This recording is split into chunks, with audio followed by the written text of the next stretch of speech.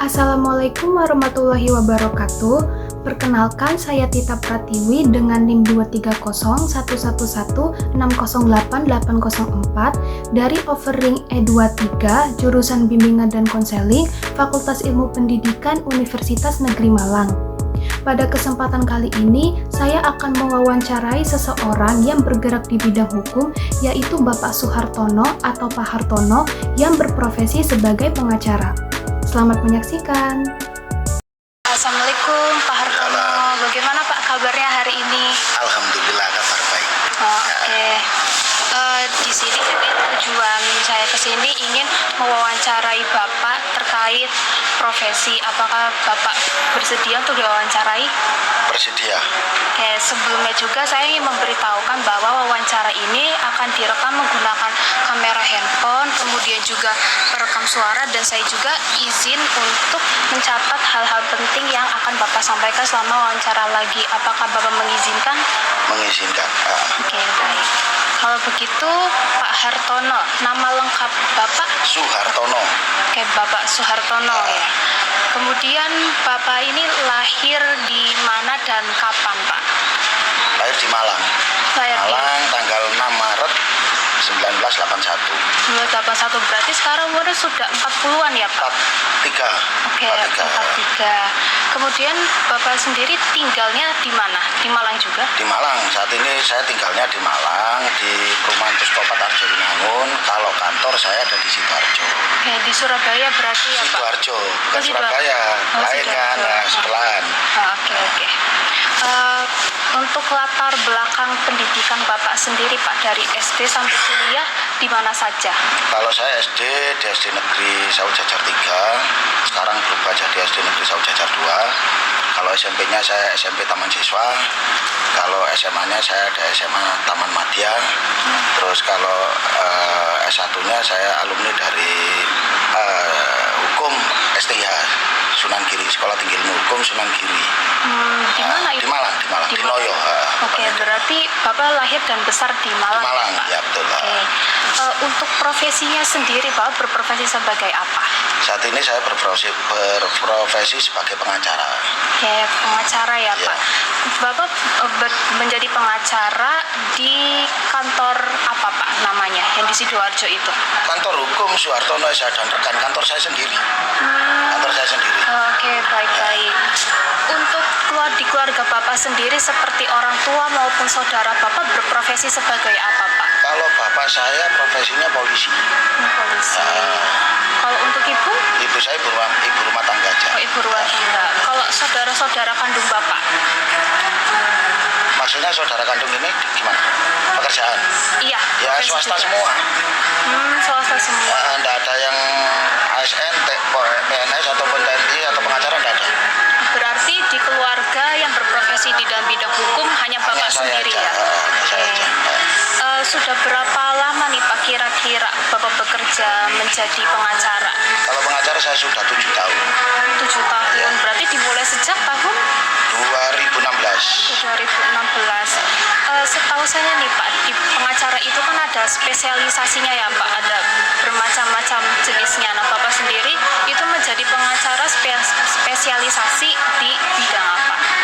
Kalau saya itu pengacara itu sebetulnya kalau kita berbicara spesialisasi ya atau spesialis itu sifatnya pribadi.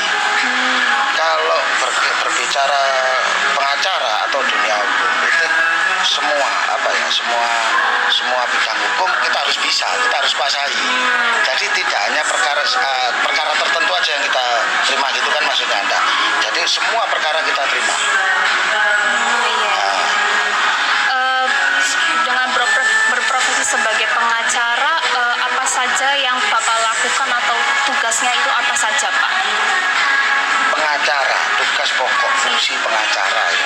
Di sini sebagai penasihat hukum. Penasihat hukum mendampingi klien untuk terpenuhinya hak hukum klien sesuai undang-undang. Jadi klien itu mau dia itu tersangka, terdakwa ataupun korban, tetap kita dampingi. Sekalipun dia tersangka atau terdakwa, dia punya hak hukum untuk dia dampingi. Untuk diadili ya Pak?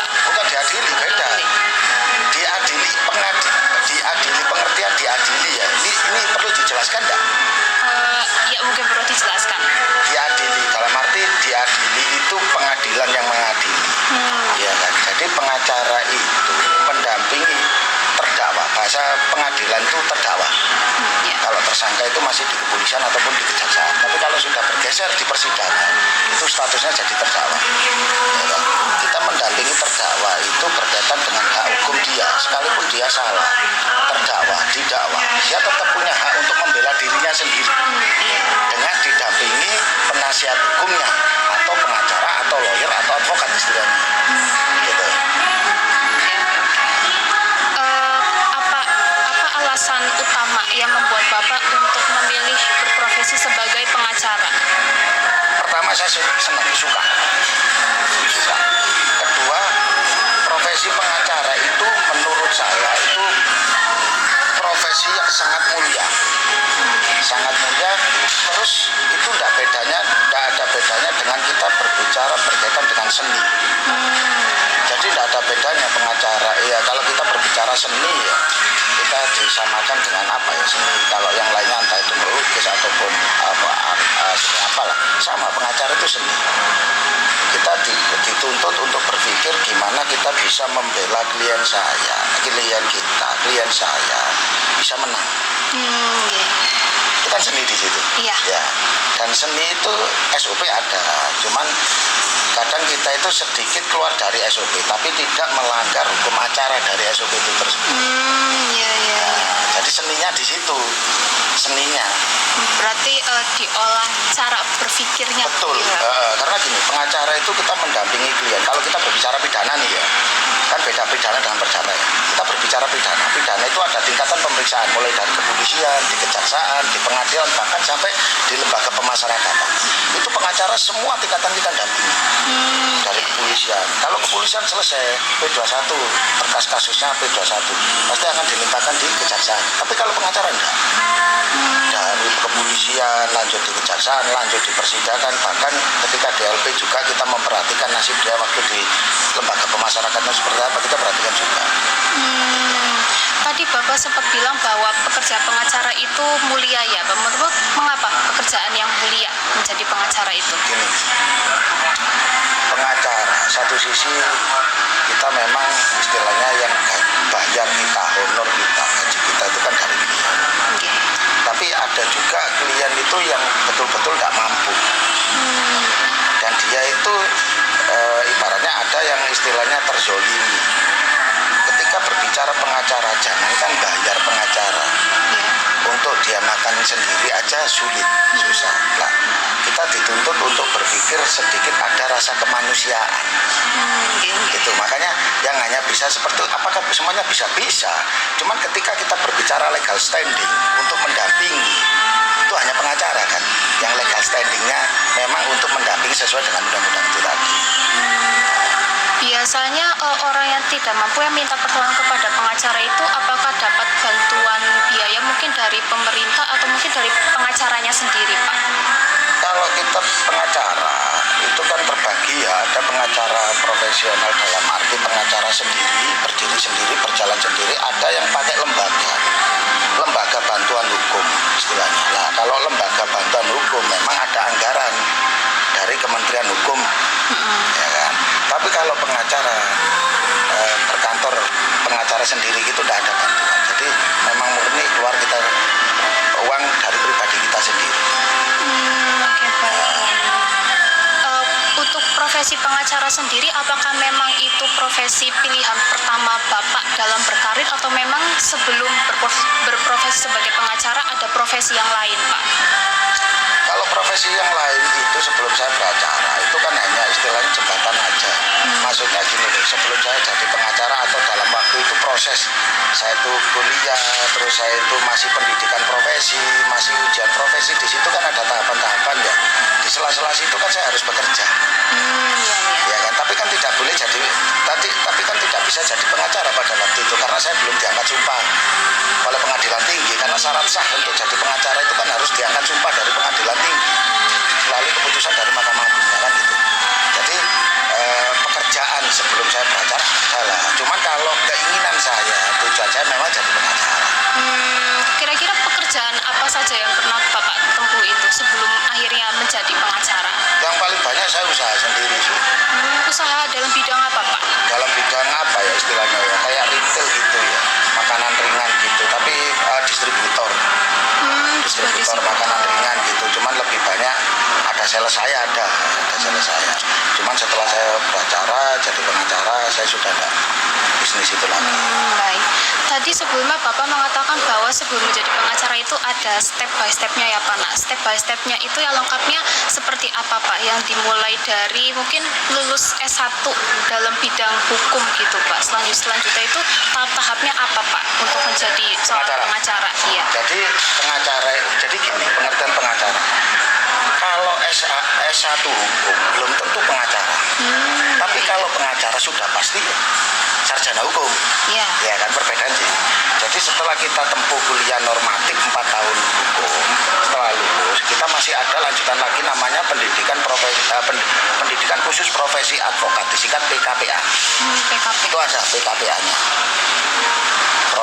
Profesi pendidikan khusus profesi advokat. Oke. Setelah itu selesai, PKPA itu selesai, kita ada UPA, ujian profesi advokat. Ujian advokat. Ya, UPA, ujian profesi advokat. Setelah UPA itu tinggal kita lulus atau enggak. Kalau enggak lulus yang ulang lagi kita UPA-nya tahun depan. Kalau dalam upah itu kriteria penilaiannya apa saja Pak? Banyak. Kalau kriteria penilaian ya, kalau itu kan ranahnya tim penguji ya, karena saya tidak pernah di situ. Ya kan, saya tidak pernah di situ. Cuman yang jelas kan ujian-ujian itu memang tertulis kebanyakan. Jadi tertulis itu kalau kita berbicara tidak jauh beda dengan pada waktu kita kuliah. Jadi tertulisnya itu banyak sekali normatif. Istilahnya ada juga pertanyaan yang jawabannya itu sebetulnya sama. Jadi jawaban A, B, C, D itu sama, cuman yang membedakan dan, dengan, yang, atau. Itu yang kita harus cermat. Berarti harus bisa cermat. jeli ya. Nah, untuk kita apa ya, bahasa. Hukum itu melihat dulu tata bahasa. Berbeda tata bahasa juga berbeda pengertian. Iya. Itu yang perlu dipelajari di hukum di situ. Kalau kita narasinya itu seperti ini, pasti pengertiannya juga seperti ini.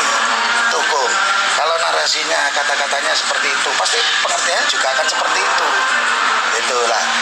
Kalau ujian profesi itu memang kebanyakan tertulis. Tertulis itu dalam arti ada isian.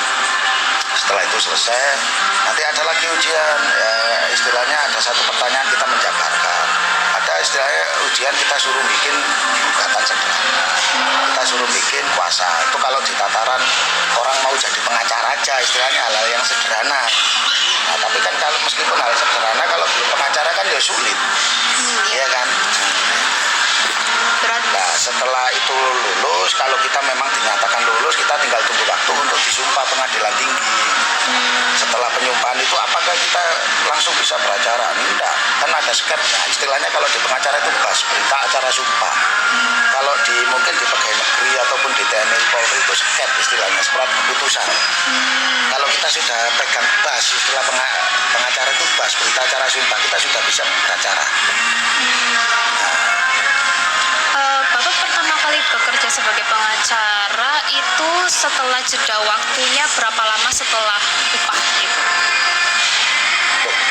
Setelah kuliah langsung Setelah upah.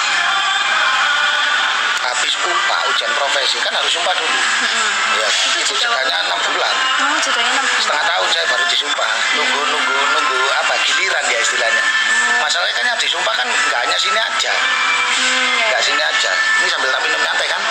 Oke. Berarti jeda waktunya setiap orang bisa berbeda-beda ya? Enggak, setiap orang. Jadi satu angkatan itu kan banyak. Dari kan pendidikan profesi, ujian profesi sampai penyumpahan itu kan banyak dari beberapa kerjasama dengan beberapa universitas. Zaman saya itu, angkatan saya itu ada sekitar 125 orang. Itu bareng. Dan itu penjadwalan untuk sumpah itu kan memang kewenangan dari pengadilan tinggi.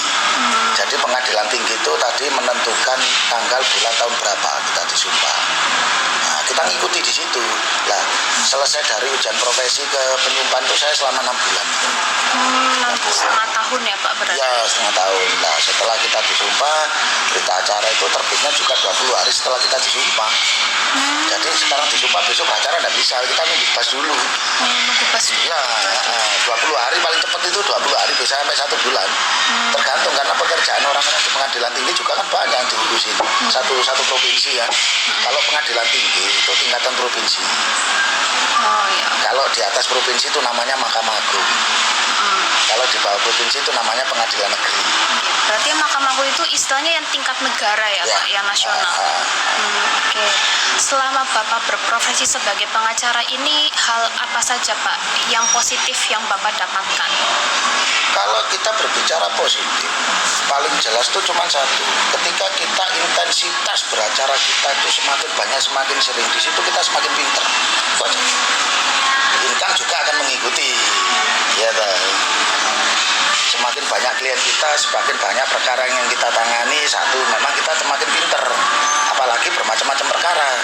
Kita tidak mengambil satu perkara aja, ibaratnya dokter gitu ya. Dokter spesialis kan gitu kan. Lah kebetulan saya dokter umum lah istilahnya. Semua penyakit lah kita terima gitu kan. Semua pasien kita terima, tinggal penyakitnya apa. Nah, gitu.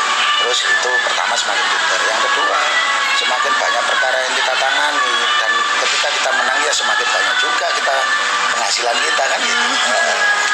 Berarti untuk bayar pengacara itu tergantung seberapa tingkat sulitnya perkara yang Betul. ditangani ya Pak? Parameternya di situ dulu. Ya. Jadi honor kita, istilahnya lawyer fee, ya kan? Lawyer fee kita itu di depan, berbeda dengan success fee itu sendiri-sendiri. Jadi ada beberapa pengacara yang menerapkan sistem sendiri-sendiri, termasuk saya juga. Ya. Itu tergantung kita melihatnya bobot perkaranya dulu, baru kita berhitung di nominal. Baik. Perkara apa saja nih Pak yang pernah Bapak tangani selama berprofesi menjadi pengacara? Yang paling sering sih pidana perdata.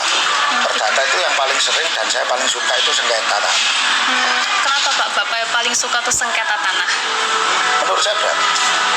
Tapi ketika kita bisa menyelesaikan permasalahan sengketa tanah, ya kita jadi pintar. Kita kan melihat perkara lain tuh gampang, mudah, apalagi kayak pidana itu mudah. Pidana itu tidak jauh beda dengan SOP aja, tapi berbeda dengan sengketa. Kita sedikit bergeser dari SOP, tapi tidak melanggar SOP itu. Ya. Oke. Dalam berprofesi sebagai pengacara nih Pak, resiko apa saja yang mungkin akan Bapak hadapi gitu? Banyak ya resiko. Ada beberapa resiko yang mungkin yang namanya juga lawan kita ketika kalah. Ya tahu kan kalah, dia mungkin akan berpikir secara fisik ke kita, atau berpikir magic ke kita. Ya, sebetulnya kalau kita berbicara magic itu tidak bisa dibuktikan, tidak bisa diterima dengan akal kan gitu ya. Tapi faktanya ada yang hanya bisa merasakan kita. Tapi kalau kita tidak untuk konsumsi publik, memang tidak bisa dipertanggungjawabkan bahasa seperti ini kan gitu. Tinggal kitanya aja, fisik gitu aja. Paling gampang itu ketika kita kesulitan dalam penanganan satu perkara. Kalau untuk berpikiran secara fisik itu yang contohnya seperti apa Pak? Pernah saya waktu sidang putusan tuh istilahnya saya ditunggu 15 orang, 20 orang mau ngebukin saya. Pernah. Rumah saya siang-siang itu datengin orang. Pernah saya. Itu saat menangani perkara apa Pak? Yang paling banyak perdata sih, sengketa. Kemudian untuk tantangannya sendiri apa saja yang sudah Bapak hadapi selama berprofesi menjadi Tantangannya pengacara? dalam hal yang seperti apa dulu? Mungkin yang pernah Bapak alami saja, kesulitan atau hambatan gitu. Kalau istilahnya. kesulitan dalam hal dunia pengacara, advokat, dalam hal beracara, kesulitan itu pasti ada, kendala itu pasti ada. Kita berhitung matematik di atas kertas, itu kita menang. Tapi ketika kita berbicara lapangan itu akan berbeda. Kendala di lapangan dengan kita berhitung nih, ibaratnya saya pengacara, sampean klien saya nih, calon klien saya nih, ketika sampean cerita terkait permasalahan sampean, saya mengatakan mudah ini penyelesaian tinggal gini loh, itu kan di atas kertas nih. Tapi akan berbeda ketika sampean sudah tanda tangan kuasa dengan saya dan saya menjalankan tugas saya, itu pasti ada kendala di lapangan. Berarti terkadang apa yang direncanakan itu tidak sesuai ya Pak, yang terjadi di lapangan. Betul. Dan itu saya pikir sebetulnya hal seperti itu bukan hanya pengacara, semua aspek pekerjaan pasti akan seperti itu juga. Ya, benar. Bahkan mungkin nanti sampean juga, sama juga nanti ketika sudah istilahnya waktunya bekerja atau waktunya di pekerjaan, pasti akan menemui hal-hal yang di luar apa ya, di luar normatif lah. Kalau hitung-hitungan harusnya kan gini, tapi kok seperti ini ya jadinya, kan pasti ada itu ya. Sekarang aja pasti sampai nemui 1 kali 2 kali kayak gitu. Iya kan? Iya. Dan ini Pak, Bapak ada tidak target 5 tahun ke depan atau target tertinggi Bapak dalam berprofesi sebagai pengacara? Berbicara targetnya yang seperti apa dulu? Target kesuksesan dalam karir Bapak untuk 5 tahun ke Kalau depan. kita berbicara target di usia tataran seperti ini ya, kita hanya target itu dalam bentuk finansial sudah. Secara finansial kita settle lah, istilahnya dari sisi ekonomi, keuangan settle, keluarga itu juga maksudnya itu nggak ada kendala sama sekali. Tapi kalau sama sekali tidak mungkin, ya kan. Tapi setidaknya kita sudah punya ini itu aja. Berarti untuk target tertingginya itu Bapak sebagai pengacara itu ini ya Pak, terjadinya kestabilan ekonomi. Betul, karena itu kan nilai investasi kita untuk nanti ketika kita tua. Kemudian yang terakhir ini terkait kesuksesan. Nah, untuk Pak Hartono sendiri bagaimana Bapak mendefinisikan kesuksesan dalam karir? Kesuksesan dalam karir itu yang tidak bisa dinilai dengan rupiah itu satu. Ketika kita menangani satu perkara dan itu terselesaikan, itu satu kebanggaan tersendiri yang tidak bisa dinilai dengan rupiah. Itu ketika kita mendampingi klien kita, membela klien kita dan itu terselesaikan dengan baik sesuai target kita, sesuai keinginan klien, itu yang tidak bisa dinilai dengan rupiah. Sekalipun klien itu juga berikan lawyer fee ke kita, ya kan? Apalagi yang istilahnya kita istilah kita betul-betul membela orang yang tidak mampu, ya, dan itu terselesaikan. Itu selesainya perkara itu loh, yang bikin kita itu bisa bangga, yang di situ tidak bisa dinilai dengan rupiah. Itu aja. Kemudian yang terakhir ini apa saja strategi yang Bapak lakukan untuk mencapai kesuksesan karir tersebut? Strategi itu kalau kita berbicara strategi berarti kita berbicara dari pengalaman. Ketika kita berbicara pengalaman berarti kita berbicara jam terbang. Semakin banyak pengalaman kita, semakin banyak jam terbang kita, otomatis ke depan itu tidak ada tingkat kesulitan yang berarti. Berarti ibaratnya pengalaman itu dijadikan sebagai pembelajaran ya Pak? Otomatis, itu otomatis. Semua pekerjaan pasti akan berbicara seperti itu. Apalagi pengacara. Ya kan? Oke, kalau begitu itu pertanyaan terakhir ya Pak dalam wawancara ini. Sebelumnya saya mau berterima kasih kepada Bapak Hartono karena telah menyempatkan waktu untuk saya wawancarai dan telah memberikan izin juga kepada saya untuk mewawancarai Bapak. Terima kasih Pak sekali lagi. Sama-sama. Assalamualaikum. Waalaikumsalam.